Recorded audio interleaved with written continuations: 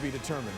As for the Cowboys, Jason Garrett, baby, got him fired up, made him more. How about them Cowboys? High on the road. He's tightening up the ship. First quarter, they're down 3-0. Des Bryant, are you freaking kidding me?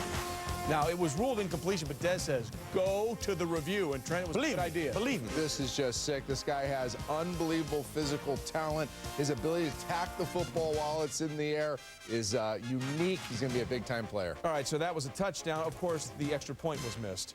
Now, why are we showing this play? It's up 19-6, opening play of the second half. Kitna misses, and apparently the miss was so bad it took out all the lights.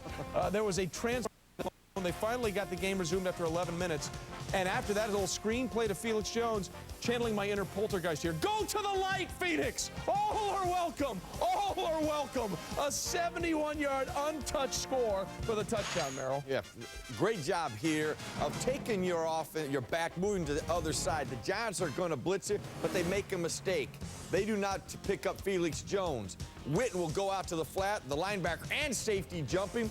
Well, that's easy for your offensive lineman. We do not have to block the guy who is covering Felix Jones because he went and covered the tight end. And now we got these big road graders out front getting in the way, blocking people. And Felix Jones with his speed on the perimeter. Still fast. You're probably going to hit your head on the goalpost on this one. 26-6, and Jason Garrett is fired up as the Cowboys are up by 20. Later, Kitna to Miles Austin, a pretty throw and right in there. Kitna 13 of 22, 327 yards and 3 scores plus a pick. Cowboys up 32-13. Cowboys defense under Paul Pasqualoni. Ahmad Bradshaw takes the handoff. And that's going to be a fumble recovered by Duke Calhoun. Paul Pasqualoni taking over, obviously, for Wade Phillips, who also was the D coordinator. And it's Mike Jenkins, who chose not to participate last week. And that's why it's important. People talk about the impact. Jason Garrett, accountability, a little fear has. Mike Jenkins getting mixed in the run game. Now, one of the reasons Brian McCann is even playing in this game is because the secondary is so banged up, he makes the most of it. 101 pick six, 101 yards, longest interception returning Cowboys history. Did Akeem Nicks help Eli Manning out here? He did. It looks like he starts on the slant. If you're going to start on the slant as a receiver, you have to continue to cross face. Nice job by McCann, though, not panicking, thinking his fade, staying his ground, making the play. All right, under 3 minutes to play after a David Beeler missed field goal. Again, a theme this week. Kept the Giants in it with a 13-point lead. Alan Ball also vilified for some things under Wade Phillips. Comes up with a pick.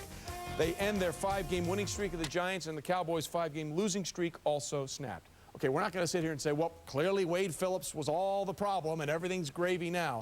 But sometimes change for change's sake works, Trent. And there was accountability. There was more of a sense of urgency. And you saw a different product on the field.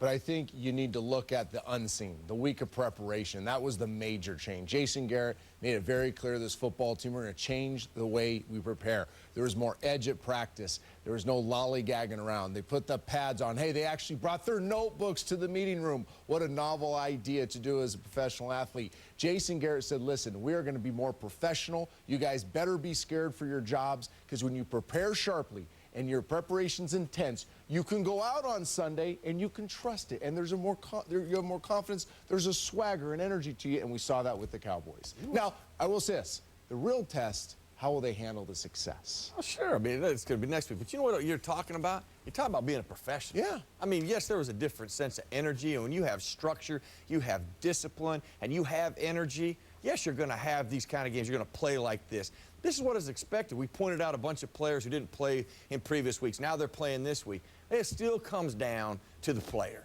You know, it still comes down to your personal pride and how you want to be as a professional. At the end of the day, do I like Jason Garrett? I think what he has showed, his ability to reach out to Jimmy Johnson, tells me about him. He wants to learn from other people, meaning he doesn't know everything, but how can I get better as a head coach? How can I apply and help these guys? But at the end of the day, you still have a responsibility to step on a football field and give me everything you had. You got to play as hard for me if I'm going to take care of you during the week. Well, we certainly saw that more than we've seen in the last few weeks from the Dallas Cowboys. And listen, they finally have evened it out.